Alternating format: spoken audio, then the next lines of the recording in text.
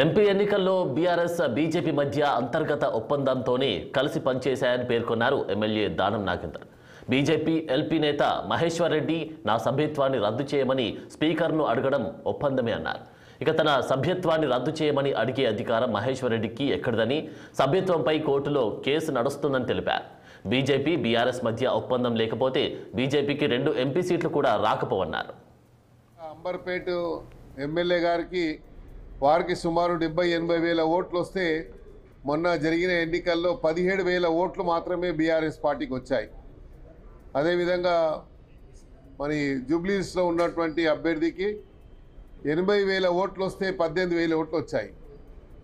ఇది బీఆర్ఎస్ బీజేపీకి లోపాయకంగా ఒప్పందం ఉంది, వాళ్ళకి ఇంటర్నల్ అండర్స్టాండింగ్ ఉంది చెప్పడానికి ఇంతకంటే నిదర్శనం ఏంటి, ఇంతకంటే ప్రూఫ్ ఏం కావాలి?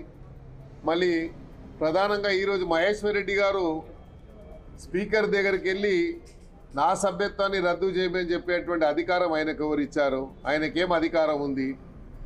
ఆయన ఏ హోదాలో ఆయనకి అడుగుతున్నాడు అంటే బీఆర్ఎస్ పార్టీ బీజేపీ రెండు ఒక పక్క నుంచి మీరు, ఒక పక్క నుంచి మేము అడుగుదాము. రాబోయే రోజుల్లో